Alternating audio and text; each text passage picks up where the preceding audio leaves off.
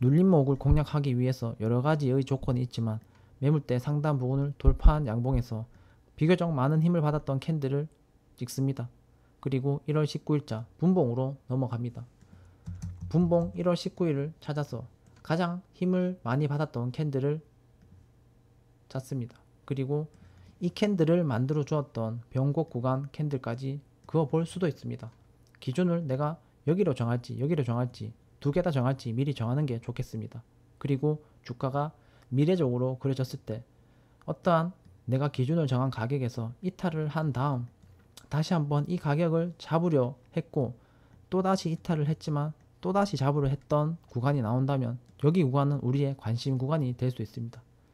그렇다면 우리는 17,500원 17,100원대에 주가가 재도달했을 때 그때 매수의 관점으로 볼 수 있고 아무 구간에서나 눌림을 공략하지 않기 위해서 시간을 아낄 수 있습니다. 그렇다면 17,100원대 17,550원대 구간에 주가가 도달을 할 때까지 기다려 보는 겁니다.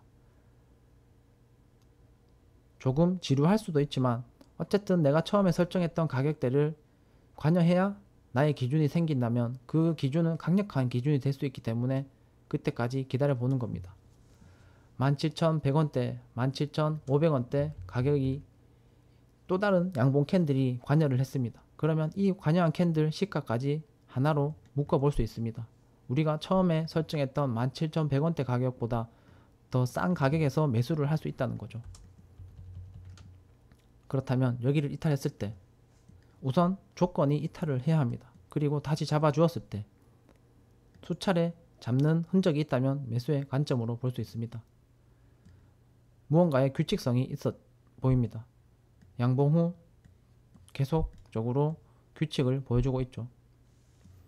여기 갭 구간이 있지만 갭 구간을 이 캔들로 해결을 했습니다. 단순한 차트적 이론으로 여기 구간만 이탈하지 않으면 1차적인 목표가, 2차 목표가, 3차 목표가 이렇게 잡아볼 수가 있습니다.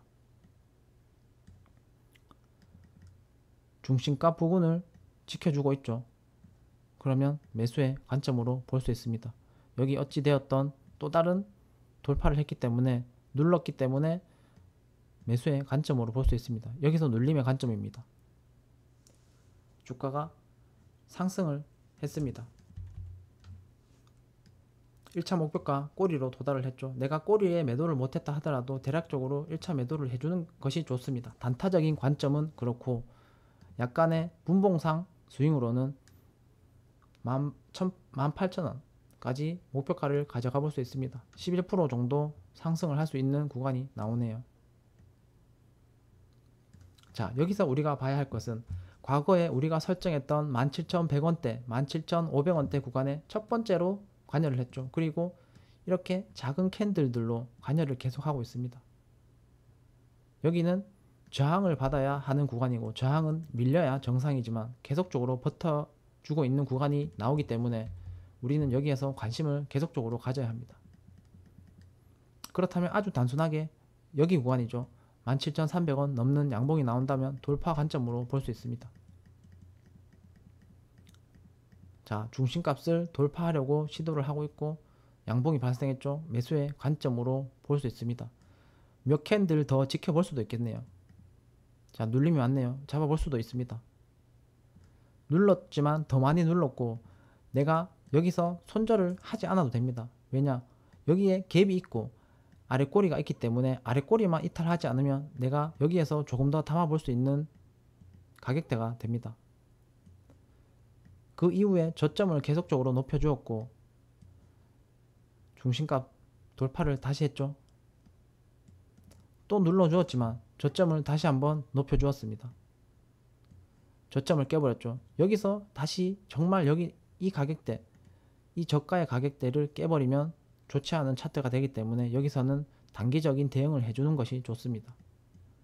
그 다음 거래일에 바로 상승을 해버렸습니다. 정리를 해보겠습니다.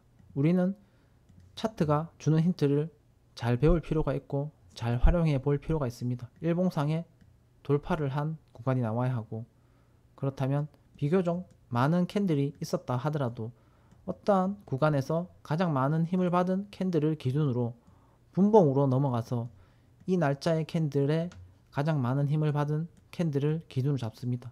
시가를 그어 놓고 변곡 구간이 있다면 변곡 구간 가격대까지 그어 놓습니다.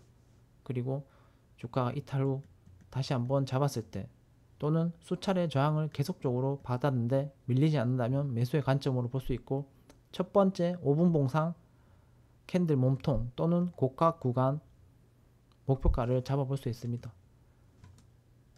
신규 상장주는 잘 하지 않는 종목이지만 기준을 잡으면 할 수 있습니다. 어쨌든 돌파를 했죠. 눌러주었던 구간이 나왔고 돌파를 한 구간에서 가장 많은 힘을 받은 2월 13일 분봉으로 갑니다. 분봉 차트에서 기준을 5분봉으로 하지 않아도 됩니다. 15분봉, 30분봉 각자 기준에 맞도록 하면 되는 겁니다. 이 캔들이 가장 많은 힘을 받았죠. 시가 17,990원입니다. 이번에는 이 캔들만 기준으로 해보겠습니다. 이 캔들을 기준으로 이탈을 해버렸고 여기에서 다시 상승을 보여주었죠. 이 캔들이 또 다른 힘을 보여주었기 때문에 캔들 매물대 시가를 조금 더 내려봅니다. 처음에는 17,900원대였지만 지금은 17,700원대입니다. 이 가격에 우리가 줄을 긋는 이유는 비교적 조금 더 유리한 가격에서 매수를 할 기회를 만들 수 있기 때문입니다. 다시 한번 이 캔들이 힘을 또 보여주었기 때문에 17,600원까지 내립니다. 미래적으로 그려질 차트가 17,600원대에 관여한다면 돌파 후 매수의 관점으로 볼 수 있습니다. 우리가 처음에 설정했던 가격이 17,600원이기 때문에 17,600원대에 주가가 도달하지 않는 이상 어떠한 대응도 하지 않는 게 가장 강력한 기준이 됩니다. 윗꼬리로 1차적으로 소화를 하고 있습니다. 돌파를 했죠. 그렇다면 우리는 여기 구간에서 최대한 안전한 매매를 하기 위해서 여기 눌러주었을 때 매수의 관점으로 볼 수 있고, 이 캔들 시가가 과거 시가를 관여했기 때문에 이 구간을 내려볼 수 있습니다. 그리고 미래적으로 그려진 구간에서 눌림이 올 때까지 기다려 보는 겁니다. 이 캔들이 눌림이 왔죠. 시가까지 눌림이 오지 않았지만 돌파를 시도했던 캔들 종가 부근에 지지를 받고 있습니다. 그러면 이렇게 분할 매수를 생각한다고 생각을 하고 매수의 관점으로 볼 수 있습니다. 돌파를 했습니다. 과거 5분봉 차트에서 우리가 캔들 매물대 상단 구간은 24,000원 정도가 되었죠. 목표가가 도달을 했습니다. 이렇게 분봉상에서 내가 매수의 타점을 조금 더 유리하게 잡기 위해서, 눌림의 관점을 조금 더 유리하게 잡기 위해서 분봉을 공부해 볼 필요가 있습니다. 차트적으로 보았을 때 상대적으로 저점 구간이 가장 유리합니다. 현재 2월 17일이 최근이라고 가정을 한다면 여기 구간에서는 비교적 저점인 구간이죠. 상장 후 조정을 보였던 구간이기 때문에 저점인 구간이 가장 유리합니다. 이렇게 우상향 추세에서는 하지 않는 것이 좋습니다. 돌파를 한 양봉이 발생했고 내가 또 다른 응용을 할 수 있다면 이런 구간에서도 할 수도 있지만, 상대적으로 차트 공부를 한다면 저점 구간을 공략하는 것이 조금 더 유리하게 적용될 수도 있습니다.